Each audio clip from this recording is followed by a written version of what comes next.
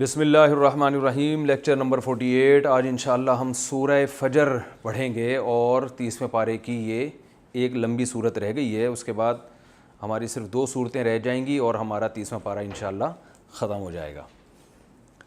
30واں پارہ زیادہ تر قرآن مجید میں پڑھا جاتا ہے، تو انشاءاللہ آپ کو یہ صورتیں اگر آپ نے اچھی طرح سے یہ لیکچر سنے ہوں گے تو اللہ کی رحمت سے پوری امید ہے نماز آپ کو انشاءاللہ سمجھ میں آنا شروع ہو جائے گی۔ باقی عمل پھر آپ کریں نہیں کریں یہ آپ کا ہیڈیک ہے۔ بسم اللہ الرحمن الرحیم۔ والفجری، واو قسم کے لیے آتا ہے، میں نے بتایا کہ اس کی علامت یہ ہے کہ آخر میں اکثر زیر آ رہا ہوتا ہے۔ والفجری، قسم ہے فجر کی۔ فجر ایک وقت کو کہتے ہیں، کون سا وقت ہوتا ہے؟ صبح صادق، یعنی سورج کے جب سورج مشرق کی طرف جاتا ہے نا تو 360 ڈگری ہے نا، ایسے تو ایسے گھومتا گھومتا گھومتا گھومتا ایک وقت آتا ہے کہ یہ جو لائن یوں بنتی ہے مشرق کی طرف، اس میں 90 ڈگری پر ہوتا ہے، ٹھیک ہے نا۔ زمین کے مرکز سے ہم یوں لائن کھینچیں تو یہ 90 ڈگری ہوگا۔ وہاں سے اوپر آتے آتے آتے اب کم ہو رہا ہے نا، 90 سے 89، 89 سے 88، 88 سے 87، 86، تو یہ کم ہوتے ہوتے ہوتے ہوتے ایک مقام آتا ہے جب سورج آ جاتا ہے 18 ڈگری پہ، تو اس وقت ایک سفید روشنی نظر آتی ہے، جو عام طور پہ نقشوں میں صبح صادق کا وقت لکھا ہے وہ وہی وقت لکھا ہوا ہوتا ہے، ٹھیک ہے۔ تو اس پہ صبح صادق کا اعلان ہو جاتا ہے، لیکن مفتی رشید احمد صاحب ہمارے جو شیخ تھے، ماہر فلکیات تھے، اور بہت سارے ماہر فلکیات آج بھی اس کے قائل ہیں، جو یونیورسٹیوں میں جو باقاعدہ پڑھا رہے ہیں، تو وہ یہ کہتے ہیں کہ جب سورج 3 ڈگری اور اوپر آتا ہے 15 ڈگری پہ تو صبح صادق ہوتا ہے۔ تو میں نے اپنے طور پہ جو آزاد ذرائع سے تحقیقات کروائی ہیں، جو لوگ فلکیات کو نہیں جانتے، گاؤں دیہاتوں کے لوگ جو آج کل نقشوں کو فالو نہیں کر رہے بلکہ قدیم طریقے سے چلتے آ رہے ہیں، وہ بالکل نیوٹرل ہو کے بتاتے ہیں نا صبح صادق کب ہے، وہ تو صدیوں سے باپ دادا کو دیکھتے آ رہے ہیں، تو وہ یہی بتاتے ہیں 15 ڈگری، یعنی وہ جو ٹائم بتاتے ہیں نا صبح صادق کا وہ بالکل 15 ڈگری۔ تو ہمیں اس 15 ڈگری پہ اعتماد ہے، لیکن بہت سے علماء 18 ڈگری کے قائل ہیں، اور ان دونوں میں پاکستان اور انڈیا میں تقریباً 15-20 منٹ کا فرق ہوتا ہے ان دونوں ٹائم میں، تو اس لیے میں سحری دیر تک کھاتا ہوں اور لوگ جلدی ختم کر لیتے ہیں۔ اور کچھ نقشے بھی بنے ہوئے ہیں، میں نے جو اپلیکیشن ابھی اپنے موبائل میں ڈاؤن لوڈ کی ہے تو اس میں کچھ اپلیکیشن ایسی تھیں جن میں 18 ڈگری کے حساب سے ٹائم بتا رہے تھے، اور کچھ اپلیکیشن ایسی ہیں جو 15 ڈگری، اور یہ اپلیکیشن امریکہ کی ہیں، تو اس سے پتہ چلتا ہے امریکہ میں بھی جو فلکیات کے ماہر ہیں وہ 15 ڈگری کے حساب سے بھی انہوں نے صبح صادق بنائی ہوئی ہے۔ خیر یہ الگ مسئلہ ہے، اس پہ میں پورا بیان ریکارڈ کرا چکا ہوں، وہ آپ یوٹیوب پہ کلپ سن سکتے ہیں۔ تو فجر کا جو وقت ہے یہ ہوتا کیا ہے، اس پر تو سب کا اتفاق ہے کہ جب سورج اوپر کی طرف چڑھتا ہے، چاہے وہ 18 پہ ہو یا 15 پہ، تو 18 یا 15 تک پہنچنے سے پہلے ایک روشنی پھیلتی ہے جو ایسے سیدھی اوپر کی طرف جاتی ہے، یعنی آپ اگر بالکل کہیں اندھیری جگہ پر کھلے میدان میں یا سمندر کے کنارے پر آپ اگر ایسٹ کی طرف رخ کر کے کھڑے ہوں گے تو آپ کو ایک لائٹ جاتی ہوئی نظر آئے گی، ایسے وہ پہلی روشنی ہوتی ہے جو اس کی علامت ہے کہ سورج آپ کے قریب پہنچ چکا ہے۔ بالکل گھپ اندھیرے میں ایک کرن نکلتی ہے جو سیدھی جاتی ہے۔ تو جو حضرات کہتے ہیں 15 ڈگری پہ صبح صادق ہے، وہ کہتے ہیں یہ 18 ڈگری پہ یہ لائٹ آتی ہے، جس کو شریعت کی اصطلاح میں صبح کاذب کہا جاتا ہے، جھوٹی صبح، سمجھ رہے ہیں؟ یہ حقیقی صبح نہیں ہے، یہ ایک علامت ہوتی ہے کہ اب اوریجنل صبح شروع ہونے والی ہے۔ اور یہ علامت قدرت نے رکھی کیوں ہے؟ اس لیے کہ شریعت میں جو احکامات ہیں وہ جو دوسری صبح شروع ہوگی نا اس سے احکامات منسلک ہیں، تہجد کا ٹائم اس پہ ختم ہو جاتا ہے، سحری کا وقت ختم ہو جاتا ہے، تو اللہ تعالیٰ نے پہلے ایک یہ علامت رکھی ہے تاکہ اس سے دیکھ کے انسان کو اندازہ ہو کہ میرے پاس تہجد پڑھنے کا یا سحری ختم کرنے کا کتنا ٹائم باقی ہے۔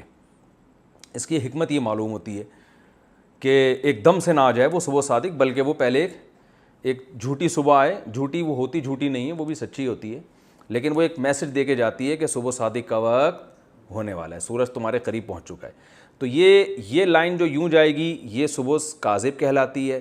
اس کے بعد پھر جو روشنی پھیلتی ہے نا جب سورج اور اوپر کی طرف آتا ہے، 15 ڈگری پہ آتا ہے، تو پھر ایسے جو روشنی ہوتی ہے نا جو بالکل یعنی مشرق، سارا مشرقی روشن ہونے لگتا ہے، یوں سمجھ لیں آپ، ایسٹ مکمل ایک جیسی روشنی پھیلنے شروع ہو جاتی ہے، یعنی وہ جو ڈارکنیس ہے نا ایسٹ کی جانب، وہ ڈارکنیس پوری ختم ہونے لگتی ہے، تو ظاہر ہے وہ پورے مشرق پورے ایریا کی طرف پھیلے گی نا، تو یہ ہوتی ہے صبح کاذب، اور اس کو فجر کا وقت کہتے ہیں، سوری صبح صادق ہوتی ہے، اور اس کو کیا کہتے ہیں؟ فجر کا ٹائم۔ یہاں عشاء کا ٹائم ختم، تہجد کا ٹائم ختم، سحری کا وقت ختم، اور اب اگلا دن شروع ہو گیا، ٹھیک ہے؟ تو یہ ہے والفجری، اس فجر کے وقت کو، کیونکہ یہ ایک عظیم الشان ٹائم ہے، بالکل اندھیرے ختم ہو رہے ہیں اور نیا دن شروع ہو رہا ہے، تو اللہ نے اس مقدس وقت کی قسم اٹھائی ہے۔ والفجری، قسم ہے فجر کی، ولیال عشر، لیل کی جمع لیالی، تو لیالی راتوں کو کہتے ہیں، عشر 10 کو کہتے ہیں، ٹھیک ہے؟ والشفع والوتر، شفع کہتے ہیں ہر وہ عدد یا وہ چیز جو 2 پہ ڈیوائیڈ ہو جائے، جس کو ہم انگلش میں ایون کہتے ہیں نا۔ مجھے پہلے ایون اور آڈ کا فرق یاد نہیں ہوتا تھا، تو ایون میں 4 عدد ہیں، آڈ میں 3 ہے نا، تو 3 ڈیوائیڈ نہیں ہوتا اور ایون ڈیوائیڈ ہو جاتا ہے۔ ایک فلسفی سے کسی نے کہا کہ جفت اور طاق میں کیا فرق ہے؟ اس نے کہا کوئی فرق نہیں ہے، یہ جو زیادہ پڑھ لکھ لیتے ہیں نا دماغ خراب ہو جاتا ہے، فلسفی بن جاتے ہیں۔ تو ایک نے کہا بھائی جفت یا شفع یا ایون کہتے ہیں جو 2 پہ ڈیوائیڈ ہو جائے، اور طاق کہتے ہیں جو 2 پہ ڈیوائیڈ نہ ہو۔ اس نے کہا وہ بھی ہو جاتا ہے، 3 بھی 2 پہ ڈیوائیڈ ہو جاتا ہے، 1.5 بن جائے گا ٹھیک ہے؟ تو اب بحث کون کرے؟ والشفعی والوتری، اور قسم ہے جفت عدد کی اور طاق عدد کی، یعنی وہ جو 2 پہ تقسیم ہوتے ہیں ان کی۔ اب اس سے مراد کیا ہے؟ ظاہر ہے یا علماء نے کہا کہ ایک تو اچھا ولیال عشر، 10 راتوں کی قسم، اس سے مراد ذی الحجہ کی 10 راتیں ہیں، جو ذی الحجہ، فرسٹ ذی الحجہ سے لے کر 10 ذی الحجہ تک کی 10 راتیں، یہ بڑی مقدس راتیں ہیں اسلام میں، اور ان میں عبادت کی بھی بڑی فضیلت ہے، روزے کی بھی بڑی فضیلت ہے۔ تو ان 10 راتوں میں سے 2 راتوں کو اللہ نے اور الگ کر دیا کہ جفت رات کی اور طاق کی۔ ایک قول تو یہ، یعنی 9 ذی الحجہ اور 10 ذی الحجہ، 10 جو ہے وہ شفع میں آ جائے گی، اور 9 کس میں آ جائے گی؟ وتر میں آ جائے گی۔ وتر عربی میں کہتے ہیں جو ڈیوائیڈ نہ ہو، وطر کو بھی وطر اس لیے کہتے ہیں کہ وہ 2 حصوں میں ڈیوائیڈ نہیں ہو سکتا، 3 رکعتیں ہوتی ہیں نا۔ والشفع والوتری، اور شفع اور وتر کی قسم، واللیلی، اور رات کی قسم، اذا یسری، اذا کا معنی ہے جب، یسری اصل میں تھا سارا یا یسریو، اس کا معنی ہے چلنا، سرایت کر گیا کہتے ہیں نا، یہ زہر اس میں سرایت کر گیا، چل گیا اس میں، تو یسری اصل میں تھا یسریو، تو وہ یا کو حذف کر دیا تو یسری بن گیا۔ اور رات کی قسم جب وہ چلنے لگے، یعنی جانے لگے، یہ بھی ایک بڑا وقت ہوتا ہے جب رات جانے لگتی ہے۔ ہل فی ذالک، کیا ہے فی ذالک، ان باتوں میں جو ہم نے فجر کی قسم اٹھائی، 10 راتوں کی قسم اٹھائی، جفت اور طاق کی قسم اٹھائی، اور رات کی قسم جب وہ جانے لگے، تو اللہ فرماتے ہیں ہل فی ذالک، کیا ان چیزوں میں، قسم ہے لذی حجر، عقل والوں کے لیے۔ لی کا معنی لیے، ذی حجر عقل والا، حجر عربی میں عقل کو کہتے ہیں، اصل میں ہجر عربی میں کہتے ہیں روکنے کو، ہا سے، ایک تو ہجر شاعروں کا ہجر ہوتا ہے نا، ہجر کی رات، وہ ہجرت سے ہے، وہ چھوڑنے کے معنی میں ہے، شاعر کہتے ہیں نا وصل اور ہجر، یہ شاعری جنہوں نے کو جانتے ہیں نا، تو ہجر کا معنی ہجرت سے، یعنی محبوب سے جدائی کا ٹائم، اور وصل کا معنی ملاقات کا ٹائم، تو وہ ساری زندگی شاعروں کی اسی میں اسی میں گزرتی ہے، وصال اور ہجر کی باتیں کرتے رہتے ہیں۔ تو یہ ہے ہجر۔ ہجر کسے کہتے ہیں؟ عقل۔ ہجر اصل میں روکنے کو کہتے ہیں، تو عقل بھی انسان کو غلط چیزوں سے روکتی ہے، وہ گٹکے مٹکے کھانے سے روکتی ہے انسان کو، بھائی غلط کام ہے۔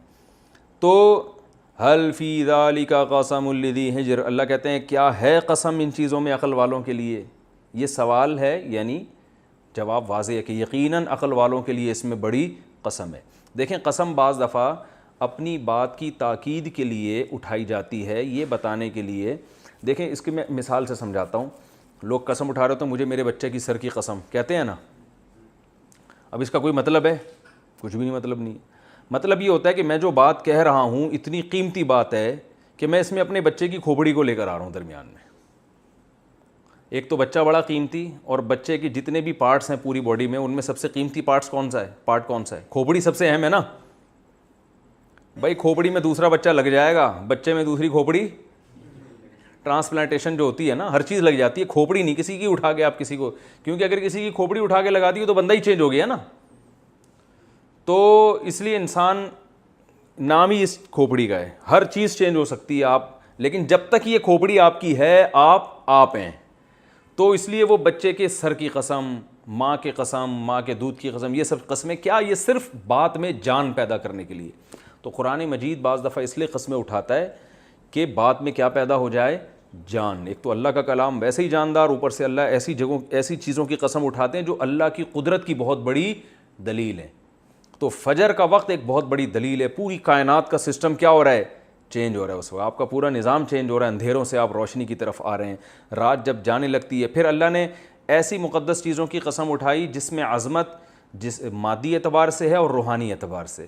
مادی اعتبار سے جو عظمت کے ٹائم ہے یہ فجر اور رات جب جانے لگے، ٹھیک ہے نا، یہ یعنی ایک سائنسی لحاظ سے عظیم وقت ہے کائنات کے لیے کہ پوری چینج ہو رہی. اور روحانی اعتبار سے یہ جو 10 راتیں ہیں یہ مقدس ہیں کہ اس میں وقت عمل کی فضیلت کئی گنا بڑھ جاتی ہے. انہی میں ابراہیم علیہ السلام کو خواب آیا کہ وہ بچے کو ذبح کر رہے ہیں. انہی میں ابراہیم علیہ السلام نے بچے کو پھر 10 وہ لے کر گئے بچے کو ذبح کرنے کے لیے. تو اس لحاظ سے یہ تو اللہ فرماتے کیا ہے اس میں قسم عقل والوں کے لیے، یعنی اس کا جواب ہے کہ واقعی یہ بڑی مقدس چیزیں ہیں.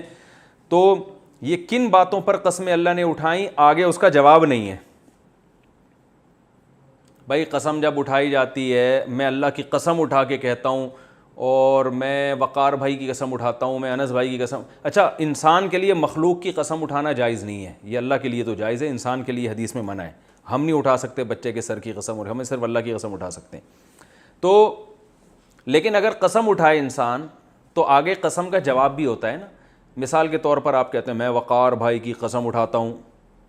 وقار بھائی کو تو میں اٹھا نہیں سکتا، ماشاءاللہ بہت لمبے ہیں، لیکن ان کی قسم تو یہ ہمارے وقار بھائی ہیں جو لوگ ویڈیو میں دیکھ رہے ہیں، بڑے لمبے ترنگے ہیں ماشاءاللہ، تو ان کو کوئی نہیں اٹھا سکتا. ان کی قسم اٹھائی جا سکتی ہے. تو میں کہہ رہا ہوں میں وقار بھائی کی قسم اٹھاتا ہوں، اور وقار بھائی کی قسم اٹھانے میں عقل والوں کے لیے عبرت ہے کہ یہ واقعی وقار بھائی اس قابل ہیں کہ ان کی قسم اٹھائی جائے. آگے میں کچھ اور بات شروع کر دوں تو آپ کہیں گے نا قسم کس بات پہ اٹھائی تھی، کیا کہنا چاہ رہے تھے، دعویٰ کیا ہے آپ کا. تو یہاں بھی قرآن نے دعویٰ نہیں کیا، بس قسمیں اٹھا کے چھوڑ دیں اور دعویٰ پر دلیل آگے بیان کر دی ہے کہ تم خود دعویٰ سمجھ جاؤ کیا ہے. وہ دعویٰ کی انداز ہے قرآن کا. اللہ نے فرمایا کیا اس بات میں قسم ہے عقل والوں کے لیے. اب اے اللہ قسم کیا ہے؟ اللہ فرماتے ہیں الم ترى کیف فعل ربک بعاد، کیا تو نے نہیں دیکھا کہ تیرے رب نے قوم عاد کے ساتھ کیا کیا. یعنی تو عاد کا واقعہ اٹھا کے دیکھ لے تو پھر تجھے میرے ذمہ یہ لازم نہیں ہے کہ اپنے دعوے کو میں واضح کروں. یہ جو پچھلی قوموں کو ہم نے تباہ و برباد کیا ہے، یہ تاریخ بتا رہی ہے کہ ایک دن حساب و کتاب کا آنے والا ہے، اور انسان کو ہم نے آزمائش کے لیے پیدا کیا ہے. یہ کائنات میں جو تغیر ہو رہا ہے نا، سورج نکل رہا ہے، غروب ہو رہا ہے، یہ صرف پیڑے کھانے کے لیے نہیں ہے. جو انسانیت کی اتنی زبردست خدمت ہو رہی ہے اور اتنی زبردست کائنات بنا دی، اندھیروں میں روشنیاں پھوٹتی ہیں، پھر اندھیرے ہوتے ہیں، پھر روشنی آتی ہیں، مقدس دن آ رہے ہیں جا رہے ہیں، صحیح ہے نا، مقدس راتیں آتی ہیں جاتی ہیں. تو یہ پورا جو ہم نے نظام بنایا ہے اس کے پیچھے کوئی مقصد ہے، اور وہ مقصد وہی ہے جو قوم عاد اور قوم سمود کو بتایا گیا، مگر انہوں نے اس مقصد کو فوکس نہیں کیا، بلکہ وہ اپنی دنیا داری میں لگے رہے. پیغمبر نے ان کو سمجھایا کہ تمہیں اللہ نے موت کے بعد زندگی دینی ہے، اعمال کا حساب و کتاب ہوگا. یہ باتیں ان کی سمجھ میں نہیں آئیں، تو اتنے طاقتور ہو کے بھی اللہ نے کیا کر دیا، ان کو تباہ و برباد کر دیا. تو مطلب یہ دنیا اصل نہیں ہے. تم جب اللہ تمہاری اتنی خدمت کے لیے اس کائنات کو لگا دیا تو تمہاری بھی کوئی ذمہ داری ہے، اور وہ ذمہ داری کیا ہے؟ اللہ کو راضی رکھنا، ایک اللہ پر ایمان لانا اور اس کی عبادت کرنا، اس کے حلال کو حلال اور حرام کو حرام سمجھنا، یہ ہے. اور اگر اس میں نہیں پڑتے تو پھر اپنی طاقت پہ مت اتراؤ، اپنی سائنسی ترقی پہ مت اتراؤ. آج سائنس کا جو ہے نا لوگوں کے دماغ پہ خمار چڑھا ہوا ہے، فرعون بن گئے ہیں لوگ. جو جتنا پڑھا لکھا ہوتا ہے اتنا خدا سے دور ہوتا ہے، حالانکہ اس نے تو کائنات کو زیادہ پڑھا ہے، اسے تو اللہ کے اور زیادہ قریب ہونا چاہیے. لیکن تکبر اترانا شروع کر دیتا ہے، اب یہ کچھ بھی نہیں ہے. اب وہ میں نے ایتھیسٹ کا واقعہ سناتا ہوں نا، ایکسیلیٹر پہ پاؤں رکھو تو گاڑی چلے گی، بریک پہ پاؤں رکھو تو رکے گی، اللہ کہاں ہے؟ ایسی فضول قسم کی باتیں شروع کر دیتے ہیں. تو وہ سب مادی چیزوں کو بنا لیا. تو اللہ فرماتے ہیں مادی ترقی قوم عاد اور قوم سمود کو بھی ہم نے دی تھی. کیسی دی تھی آگے آ رہا ہے. تو اس ترقی سے اترانے کی ضرورت نہیں ہے, 1 منٹ لگے گا, جھٹکا لگے گا, سب برباد ہو جائے گا. تو اس لیے اب آخرت کی بھی تیاری کرو اور اللہ کو بھی راضی رکھنے کی کوشش کرو. تو جواب قسم کیا ہوا؟ یقیناً قیامت آئے گی اور تمہیں حساب و کتاب دینا ہے. اس لیے اللہ فرماتے ہیں یقین نہیں آتا. الم ترا, تو کیا دیکھا نہیں ہے تم نے؟ دیکھو ہم نے دیکھا نہیں ہے کسی نے بھی, لیکن جو خبر یقینی ہوتی ہے اس کو بھی دیکھنے سے تعبیر کیا جاتا ہے. ہم کہتے ہیں یار دیکھا نہیں ورلڈ ٹریڈ سینٹر کیسے تباہ ہو گیا تھا, حالانکہ ہم میں سے تو کسی نے نہیں دیکھا. بعد میں ویڈیوز آئیں, وہ فیک بھی ہو سکتی ہیں, اوریجنل بھی ہو سکتی ہیں. تو جو چیز یقینی ہوتی ہے اس کو دیکھنے سے تعبیر کیا جاتا ہے. جیسے سورہ الم ترا جب گزری تھی تو صحابہ اور نبی صلی اللہ علیہ وسلم کو خطاب تھا, الم ترا کیف فعل ربک باصحاب الفیل, دیکھا نہیں آپ نے کہ ہم نے ہاتھی والوں کے ساتھ کیا کیا؟ حالانکہ انہوں نے دیکھا نہیں تھا لیکن سنا تھا اپنے باپ دادا سے. تو الم تروا کیف خلق اللہ 7 سماوات طباقا, قرآن میں آتا ہے کیا تم نے دیکھا نہیں ہم نے کیسے 7 مضبوط آسمان بنائے؟ حالانکہ یہ تو کسی سائنسدان نے بھی نہیں دیکھے, کسی پیغمبر نے بھی نہیں دیکھے 7 مضبوط بنتے ہوئے. ٹھیک ہے نا. تو یہ تو جب اللہ نے 7 مضبوط آسمان بنائے تھے انسان پیدا ہوئے ہی نہیں تھے, لیکن قرآن کہہ رہا ہے الم تروا, کیا تم دیکھتے نہیں ہو, کیا تم نے دیکھا نہیں ہم نے کیسے بنائے؟ تو یہ علم, جو چیز علم میں ہوتی ہے اس کو بھی دیکھنے سے تعبیر کیا جاتا ہے.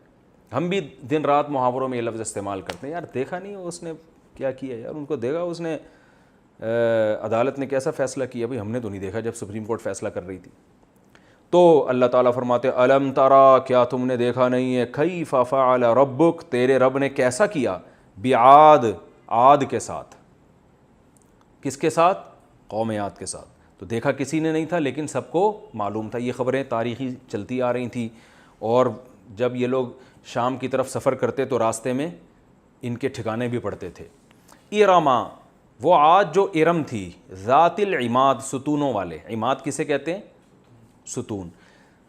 ارم اس لیے کہا ہے کہ عاد 2 گزرے ہیں, ایک عاد اولا پچھلے عاد اور ایک بعد والے عاد, 2 قومیں گزری ہیں. تو قرآن میں جس قوم کا تذکرہ آتا ہے نا وہ عاد اولا ہیں, اور ان کا نسب جو مفسرین یہ بیان کرتے ہیں کہ نوح علیہ السلام کے ایک بیٹے تھے جن کا نام تھا سام. حام, سام, یافس, یہ 3 بیٹے نوح علیہ السلام کے تھے جن سے نوح علیہ السلام کی نسل چلی تھی آگے. نوح علیہ السلام کا ایک بیٹا تو کنعان تھا نا, جو ہلاک ہو گیا تھا کشتی میں, جن کو نوح علیہ السلام نے کہا تھا آجا میرے ساتھ بیٹھ جا کشتی میں, اس نے کہا کہ میں پہاڑ پہ چڑھ جاؤں گا. نوح علیہ السلام نے کہا آج اللہ کے عذاب سے اللہ کے سوا کوئی نہیں بچا سکتا. تو وہ تکبر میں آیا, بڑے قد تھے ان کے, بھائی 1000 سال جب عمریں ہوں گی تو قد بھی ایسے ہی ہوں گے نا. میں کہتا ہوں شکر ہے ہم لوگ اس دور میں ہوتے تو ہم لوگ کو جیبوں میں ڈال کے گھوم رہے ہوتے ہیں. ٹھیک ہے نا, اتنے چھوٹے چھوٹے ہم لوگ, تو اتنی لمبی عمریں. تو بہرحال اللہ نے اس کو تباہ کر دیا. تو نوح علیہ السلام کے 3 بیٹے کشتی میں نوح علیہ السلام کے ساتھ تھے, حام, سام اور یافس. یہ 3 بیٹے تھے جن سے آگے نوح علیہ السلام کی نسل چلی ہے, اور ہم سب انہی کی اولادوں میں سے. اب پتہ نہیں ہم ان میں سے کون سے بیٹے کی اولاد میں ہیں, حام سے ہیں, سام سے ہیں, یافس سے ہیں, اللہ ہی بہتر جانے. لیکن انہی 3 بیٹوں کی وجعلنا ذریتہ ہم الباقین. قرآن کہہ رہے ہیں ہم نے نوح ہی کی ذریت کو آگے چلایا ہے. تو اسی وجہ سے نوح علیہ السلام کو دوسرا آدم بھی کہا جاتا ہے. ساری انسانیت نوح علیہ السلام پہ جا کے جمع ہو جاتی ہے, اور اس کے بعد پھر آدم علیہ السلام پہ. تو ہم سب کے 2 ابا ہیں, ایک آدم علیہ السلام اور ان کی اولاد میں, یعنی ابا 2 سے مراد ایک ابا اور ایک دادا. ٹھیک ہے. تو نوح علیہ السلام کے بیٹے تھے سام, حام اور یافس. تو سام کے بیٹے تھے ارم. اچھا آج کل لڑکیوں کا نام ارم ہوتا ہے, حالانکہ یہ جو تھے نا یہ تو ایک قوم تھی اور بندہ تھا, آدمی تھا, کیونکہ قوم تو باپ سے چلتی ہے نا, اسی سے نام ملتا ہے. تو ارم یہ بیٹے تھے سام کے, اور ارم کے بیٹے تھے یہ جو عاد ابن عاص ابن, کیا نام نسب ہے, ایک تو قوم عاد ابن عاص ابن سام ابن ارم, ارم ابن سام. تو ارم کے بیٹے تھے عاص, اور عاص کا بیٹا عاد. تو پھر ان کی جو نسل چلی ہے نا تو اس کو قوم عاد کہا جانے لگا. صحیح ہے نا, عاد ابن عاص ابن ارم ابن سام ابن نوح, یہ نسب ہے ان کا. صحیح ہے. تو یہ عاد اولا ہیں, جن کو ان کو ارم اس لیے کہا یہ بتانے کے لیے کہ یہ عاد اولا ہے، یعنی دوسرے عاد، یہ دوسری عاد والی قوم نہیں ہے، بلکہ یہ وہ قوم ہے جن کے دادا میں ارم گزرے ہیں، تو اس لیے ان کو ارم کی طرف ارم بھی کہا جاتا ہے. سمجھ میں آ رہی بات؟ اور یہ جو قوم سمود تھی، تو یہ جو نوح علیہ السلام کا بیٹا تھا نا سام، ان کا دوسرا بیٹا تھا عابر. ان عابر کی نسل میں جو ایک بیٹا پیدا ہوا تھا اس کا نام تھا سمود، اور اس سے قوم سمود چلی ہے. سمجھ رہے؟ تو اللہ فرماتے ہیں الم تر کیف فعل ربک بعاد، کیا تو نے دیکھا نہیں تیرے رب نے قوم عاد کے ساتھ کیا کیا؟ کون سی قوم عاد؟ ارم والی، ذات العماد، جو ستونوں والی تھی.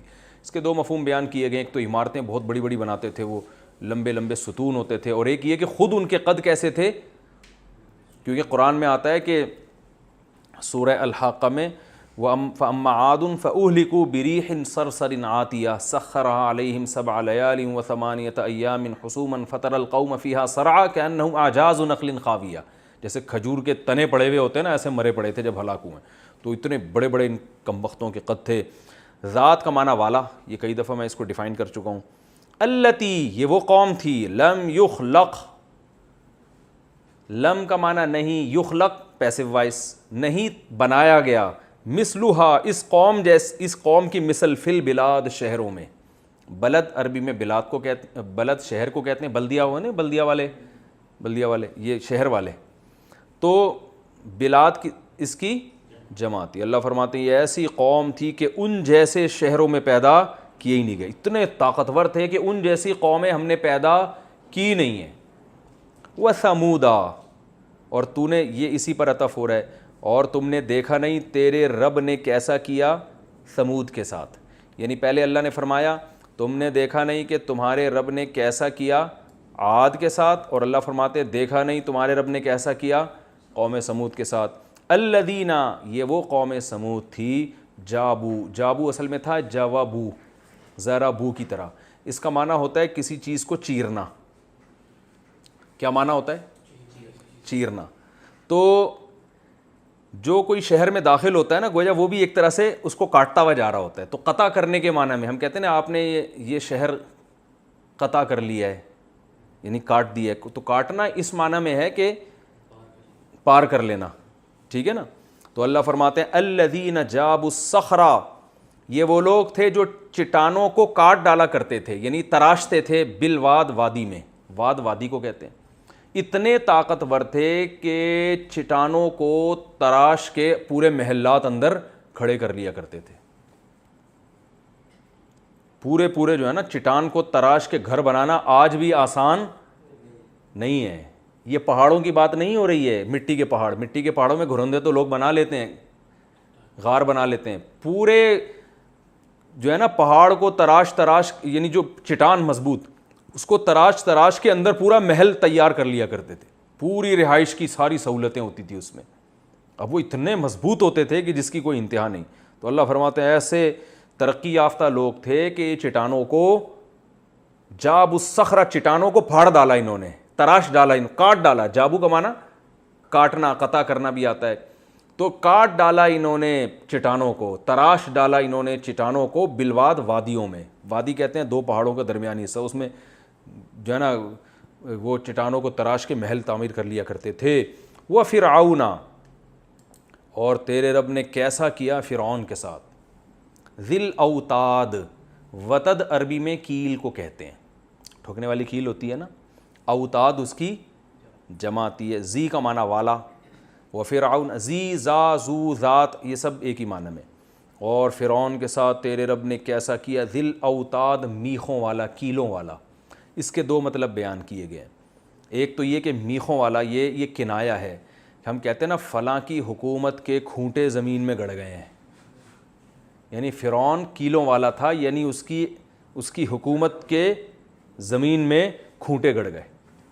بڑی کیل، کھونٹا جسے کہتے ہیں نا، وہ زمین میں گڑ گئے تھے اس کے. تو کھونٹوں والے سے اس کو قرآن نے یاد کیا کہ اتنی پاورفل گورنمنٹ تھی، ایسی پاورفل بادشاہت تھی. خدا آپ اندازہ لگاؤ نا کہ آج کوئی بادشاہ اگر بچوں کو قتل کرنا شروع کر دے تو بغاوت ہوگی کہ نہیں ہوگی؟ فرعون نے بنی اسرائیل کے ہزاروں بچے قتل کر دیے، مگر کوئی فرعون کے خلاف آواز نہیں اٹھا سکا. ایسی پاورفل حکومت. اور ایک مطلب یہ بیان کیا گیا ہے کہ فرعون جو ظالم تھا نا تو وہ جب کسی کو سزا دیتا تھا نا تو پھٹے پہ الٹی کیلیں لگا کے لٹا دیا کرتا تھا. جیسے کہ اپنی زوجہ حضرت آسیہ کو اس نے شہید کیا تھا.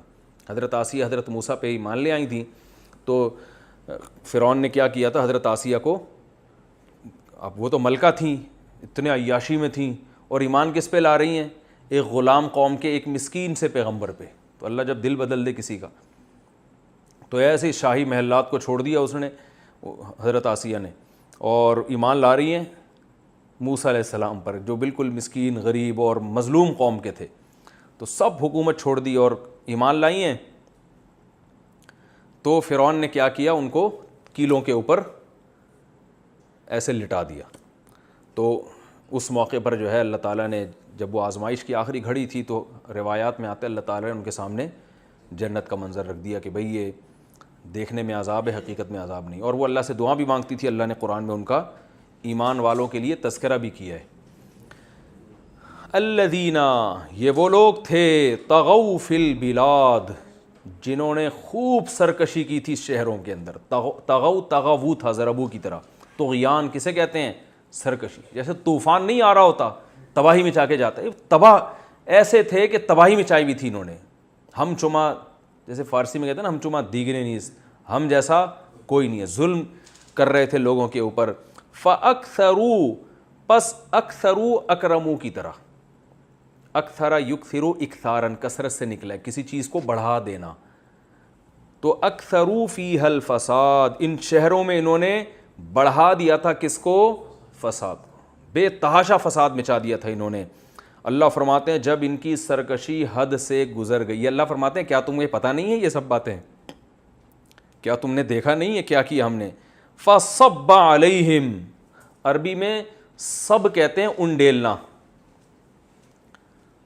سببا یسببو, اس کو پڑھا جاتا ہے سبا یسبو, نصر ینصرو کی طرح. کیا مطلب ہے؟ انڈیلنا. عبس وتولی میں آیا تھا نا, انا صببنا الماء صبا, ہم نے پانی تم پر انڈیلا ہے. تو جیسے بالٹی بھر کے کسی پر ایسے انڈیلا جائے نا, اس کو عربی میں سب کہا جاتا ہے.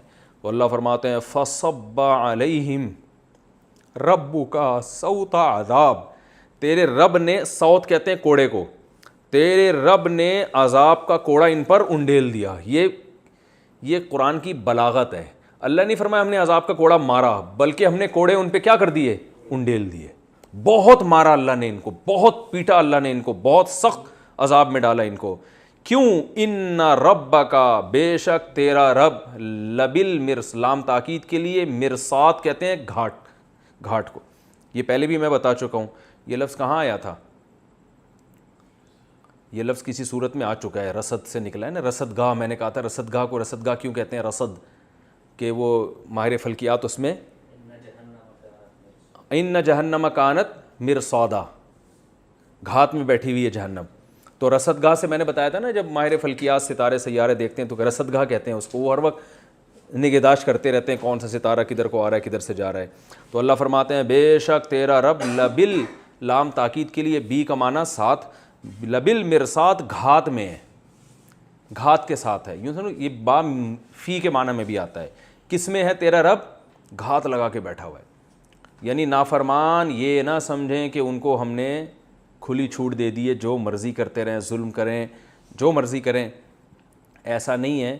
تم پچھلی قوموں سے تمہیں اندازہ ہوگا کہ تیرا رب سب کی نگرانی کر رہا ہے. اور گھات کا لفظ اس لیے کہ گھات میں جو بیٹھا ہوتا ہے اچانک حملہ کرتا ہے, تو وہ پہلے موقع دیتا ہے سنبھلنے کا, حملہ کرتا ہے تو آپ کو نظر نہیں آتا وہ. تو اللہ فرماتے ہیں میں تمہیں نظر نہیں آ رہا, لیکن میں گھات میں بیٹھا ہوں, ایسے کوڑے برساتا ہوں جیسے میں نے قوم عاد اور قوم سمود پہ برسائے کوڑے. اللہ فرماتے ہیں فَأَمَّا الْإِنسان, میں تو یہ کر رہا ہوں, میں کس میں بیٹھا ہوں؟ گھات میں. لیکن آگے انسان کی حالت کیا ہے؟ وہ مستیوں میں گم ہے, اسے کوئی احساس نہیں ہے کہ آج کوئی اس کی نگرانی. میں آج ملیر کینٹ میں گیا تو جیسی گاڑی میرے ساتھ, جو وہاں جنہوں نے مجھے انوائٹ کیا تھا, جیسے ہی میری گاڑی کی اسپیڈ 40 سے اوپر, انہوں نے کہا ذرا اسپیڈ کم کر دیں, یہاں بہت سختی ہے, آرمی کا ایریا ہے, یہاں ٹریفک کے اصول کی بہت پابندی کی جاتی ہے. میں نے کہا اچھا بھائی, اب ہمیں تو عادت ہے گاڑی بھگانے کی, تھوڑی تھی اوپر جاتی پھر ہم نیچے لے آتے.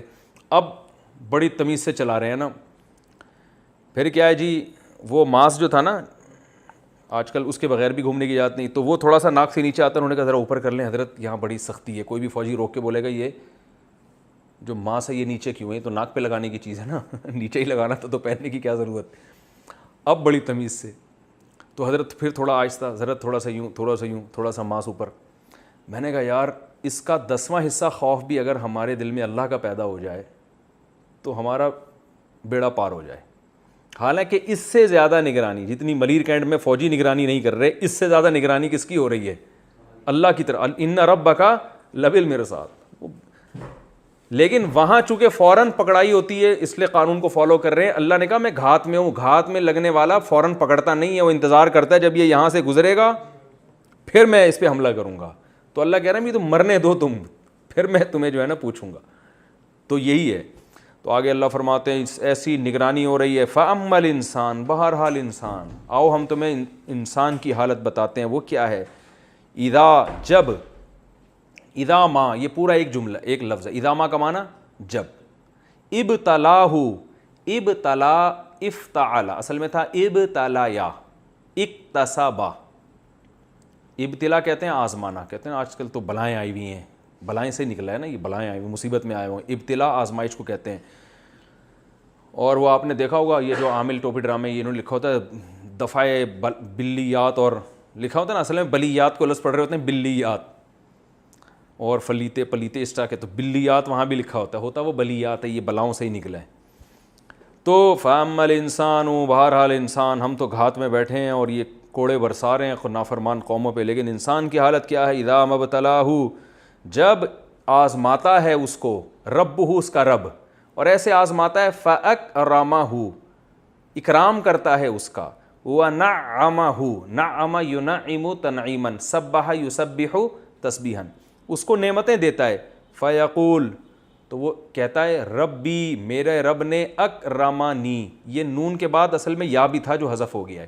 اکرما, اکرام کیا اس نے, نی کس کا, میرا. میں نے بتایا نا ضربا نی. تو وہ کیا کہتا ہے, میرے رب نے میرا کیا کیا, اکرام. تو یہاں مراد وہ شکر نہیں ہے, یہ اترانا ہے, کیونکہ یہ انسان کی ایک برائی بیان ہو رہی ہے.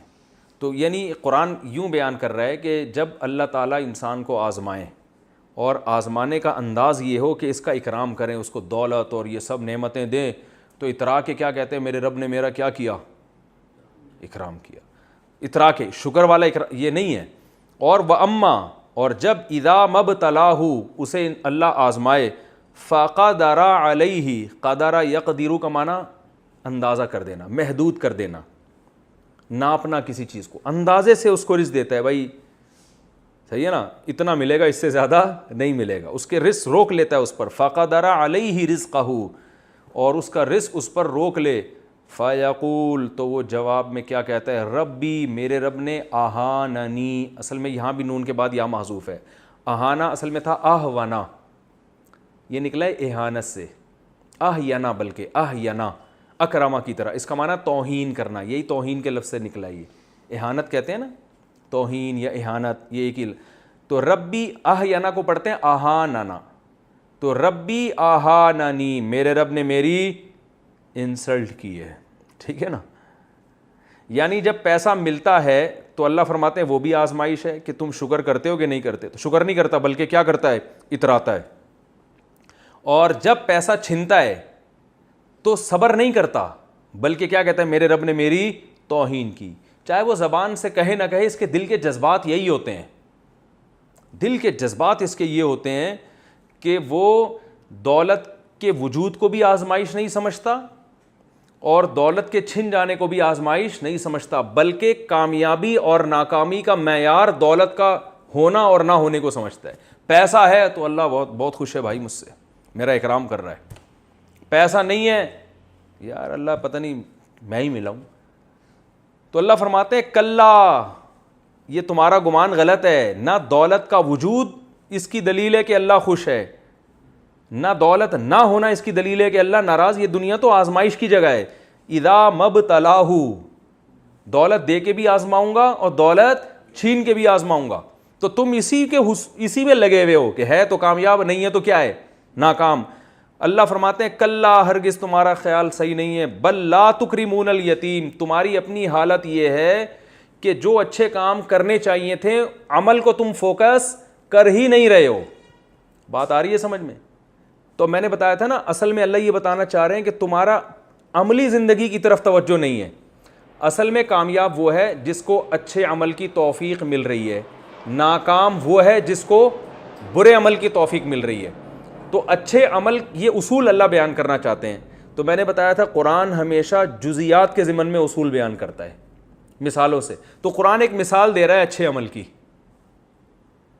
کیونکہ مثال سے بات زیادہ سمجھ میں آتی ہے. اللہ فرماتے ہیں تمہارا عمل اچھا نہیں ہے, کیوں, بلکہ برے عمل ہیں. وہ برا عمل کیا ہے, لا تکرمون الیتیم, تم لوگ یتیم کا اکرام نہیں کرتے. اب یہ مثالیں ہیں, مقصد مثال نہیں ہے, مقصد کیا ہے, جو کام کرنے کے ہیں وہ تم نہیں کرتے, جو نہیں کرنے کے ہیں وہ تم کرتے ہو, تم خواہشات کے غلام ہو.